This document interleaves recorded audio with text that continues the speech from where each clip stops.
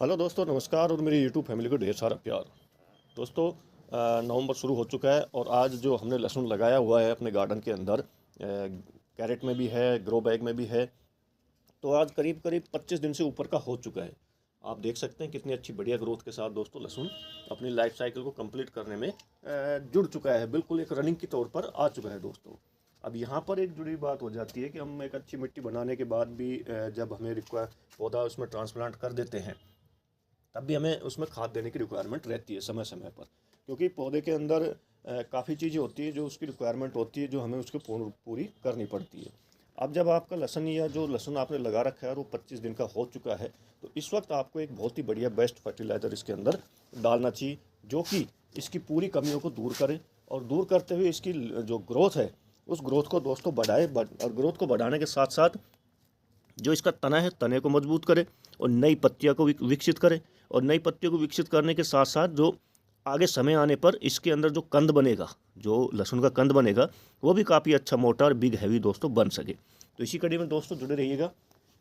मैं हूं मनदीप और आप देख रहे हैं organic kitchen garden on terrace. मेरे यूट्यूब चैनल पर आपका हार्दिक अभिनंदन है और उम्मीद करता हूं मैं जो भी वीडियो बना रहा हूं आपको काफ़ी पसंद आ रहा होंगे। तो दोस्तों, वीडियो को लाइक करें, चैनल को सब्सक्राइब करें।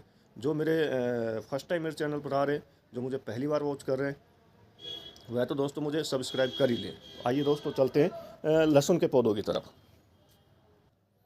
भाई और बहनों, मैं बताना चाहूँगा कि कहीं आप सोच रहे हो कि भाई हम लोग लहसुन लगाने में लेट हो चुके हैं। आप लोग बिल्कुल भी लेट नहीं हुए हैं। महीना एक्चुअली नवंबर का चल रहा है और आप बिल्कुल भी लेट नहीं है। आप आज ही ये लहसुन लगाना शुरू करेंगे तो भी आपको बहुत अच्छी बम्पर पैदावार दोस्तों मिल जाएगी।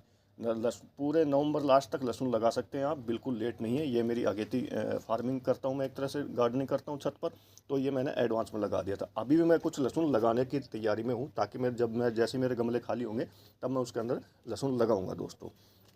अब हम करते हैं फर्टिलाइज़र के लिए तैयारी। तो दोस्तों, फर्टिलाइज़र देने से पहले है ना, आपको अपने जो जितने भी लहसुन के पौधे हैं, आपको उन पर आप पर इस तरह मिट्टी चढ़ा देनी चाहिए, नाली नुमा बनाकर उसके अंदर। यहाँ पर मैं बिल्कुल जोर दे के बताऊँगा कि लहसुन को इतना ज़्यादा पानी की रिक्वायरमेंट नहीं रहती जितना ज़्यादा हम उसके अंदर डाल देते हैं। ज़्यादा पानी डालने से क्या होता है कि उसके अंदर रूट गलन की समस्या दोस्तों बनी रहती है। लहसुन में जब भी दिया जाता है एक तरह से पतला पानी दिया जाता है, ताकि वो अपनी ग्रोथ को बढ़ा सके। आप देख सकते हैं मैंने सारी मेरी जितने भी लहसुन के जो ग्रो बैग है जितने भी लगा रखे हैं, उन सब में मैंने नाली टाइप बना रखी है और मिट्टी लहसुन के ऊपर चढ़ा दी है ऑलरेडी, क्योंकि अगर वीडियो के अंदर चढ़ाता सभी में तो वीडियो काफ़ी लंबा बन जाता। अब मैं एक प्लांट के अंदर आपको बताने वाला हूँ कि हमें इस वक्त लहसुन के अंदर कौन कौन से खाद को दोस्तों अप्लाई करना चाहिए।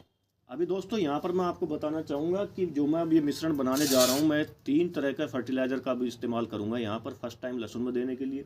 और लहसुन का जो एरिया है जिसके अंदर मुझे ये फर्टिलाइज़र देना है, उसकी मात्रा डालनी है, वह 1.25 फुट तो चौड़ा है और 1.25 फुट के करीब उसकी लंबाई है, जिसमें करीब करीब 18 पौधे लहसुन के दोस्तों लगे हुए हैं।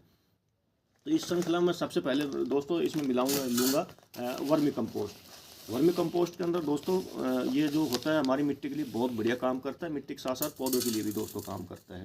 तो इतने बड़े उसके लिए मेरा कम से कम इसके अंदर मैं लूँगा 100 ग्राम के करीब। 100 ग्राम मैं दोस्तों इसमें वर्मी कंपोस्ट लूँगा। वर्मी कंपोस्ट से हमें क्या बेस्ट बेनिफिट मिलता है कि ये जो मिट्टी की भौतिक संरचना है उसको बढ़िया बनाने के साथ साथ जल निकासी जो होती है पौधे के अंदर, जल पानी का भराव नहीं खड़ा रहने देता, मिट्टी को भुरभुरी बनाता है। इसके साथ साथ इसमें नाइट्रोजन, फास्फोरस, पोटेशियम जैसे जो पोषक तत्व प्रचुर मात्रा में होते हुए भी हमें पौधे को आसानी से मिल जाते हैं। साथ में दोस्तों यह मिट्टी के अंदर जो लाभकारी जो जितने भी सूक्ष्म जीव होते हैं उनकी संख्या को बढ़ाता है, जिससे मिट्टी हमारी स्वस्थ बनती है और हेल्दी बनती है, साथ में उपजाऊ भी बनती है दोस्तों। जो वर्मी कंपोस्ट की जो जल सोखने की क्षमता है वो काफ़ी अच्छी होती है, जिससे पौधे लंबे समय तक पौधे को नमी मिलती रहती है और एक्स्ट्रा पानी नीचे की तरफ जाकर ड्रेनेज सिस्टम के जरिए बाहर निकल जाता है दोस्तों। साथ में ये मिट्टी का जो पीएच मान है उसको दोस्तों संतुलित रखता है। और ये पौधे के लिए फ़ायदेमंद कैसे है कि ये धीरे धीरे पोषक तत्व छोड़ता रहता है मिट्टी के अंदर, जिससे पौधे को लगातार पोषण मिलता रहता है। साथ में ये पौधों की जो रोग प्रतिरोधक क्षमता होती है उसको भी दोस्तों ये बढ़ाता है। और इसी के साथ साथ यह जो अगर हम इसको फर्स्ट मिट्टी के अंदर मिला देते हैं, पौधों की रुपाई से पहले मिट्टी मिला देते हैं, तो ये बीजों की जो अंकुरण होती है उसकी क्षमता को दोस्तों बहुत बढ़िया करता है। इसी के साथ ही ये फल और फूलों की गुणवत्ता में सुधार करता है, साथ में जिससे कि पैदावार बढ़ जाती है। और सबसे बड़ा सबसे बेस्ट फ़ायदा हमें क्या मिलता है कि ये जैविक पर्यावरण के बिल्कुल अनुकूल है, ये प्राकृतिक है और जैविक खाद है जिससे किसी प्रकार के रसायन नहीं होते और जो कि हमारे पौधे के लिए भी बेस्ट होता है और साथ में हमारे स्वास्थ्य के लिए भी बहुत बेहतर होता है जब हम इसके अंदर कर पौधे के अंदर अप्लाई करते हैं। तो दोस्तों इसी के साथ दोस्तों मैं जो दूसरा इसके अंदर मिक्स करने वाला हूँ दोस्तों, ये है नीम खली। यह भी मैं करीब 50 ग्राम के करीब लूँगा इतने बड़े पॉट के लिए। नीम खली के दोस्तों अपने अलग फ़ायदे होते हैं जो कि हमारे पौधे के स्वास्थ्य को बहुत ज़्यादा एक तरह से मेडिकल केयर की तरह काम करती है। यह नीम खली जो होती है, जो पौधे के अंदर जो नाइट्रोजन, फास्फोरस, सल्फर और अन्य जो सूक्ष्म पोषक तत्व होते हैं जो पौधे के विकास के लिए बहुत ज़्यादा ज़रूरी रहते हैं, इसके अंदर पाए जाते हैं। साथ में दोस्तों यह कीटों से और रोगों से बचाती है, जैसे सूत्रीक्रम हो गया, दीमक हो गया, फफूंदी होगी और अन्य भी मिट्टी में पैदा होने वाले कीटों को अपने प्लांट जो पौधे की रूट होती है उसके दूर रखती है और उनको उसके नज़दीक नहीं आती।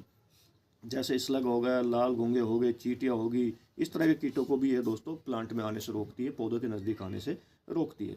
इसमें मौजूद जो पोषक तत्व होते हैं पौधों की वृद्धि को बढ़ावा तो देते हैं, साथ में फल व फूल आने में भी दोस्तों ये मदद करती है।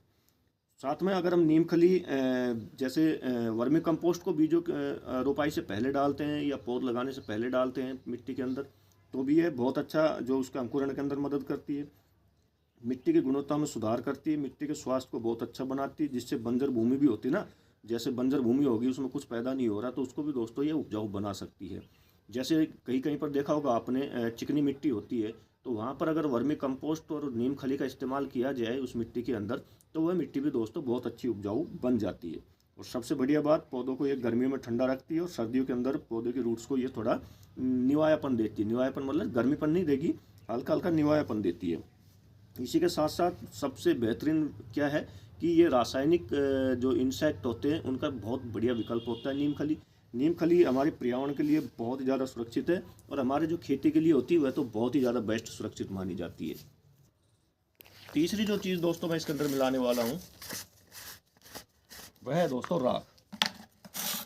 राख के अंदर दोस्तों पोटेशियम और फास्फोरस, कैल्शियम और मैग्नीशियम जैसे काफ़ी महत्वपूर्ण पोषक तत्व होते हैं जो हमारे पौधों की जड़ों को तो मजबूत बनाते हैं, साथ में दोस्तों उसमें वृद्धि भी करते हैं।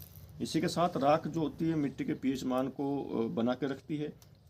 अगर मिट्टी में अधिक अम्लीय है तो राख डालने से मिट्टी का पीएच मान बढ़ता है, जिससे क्षारीय हो जाती है और पौधों के विकास के लिए बेहतर हो जाती है।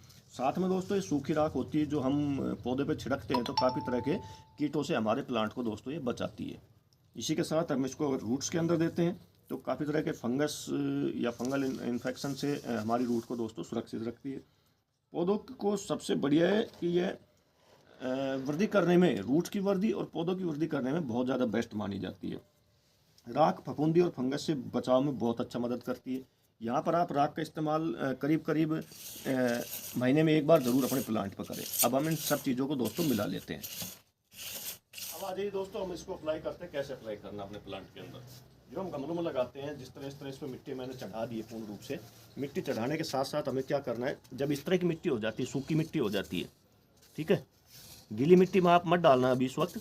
जब इस तरह सूखी मिट्टी हो जाती है तो उस मिट्टी के अंदर हमें दोस्तों इसको अप्लाई करना है। इस तरह मिट्टी को कर लेना है और जो इसकी रूट्स के बगल में है ऐसा आपने इसमें डालना है दोस्तों।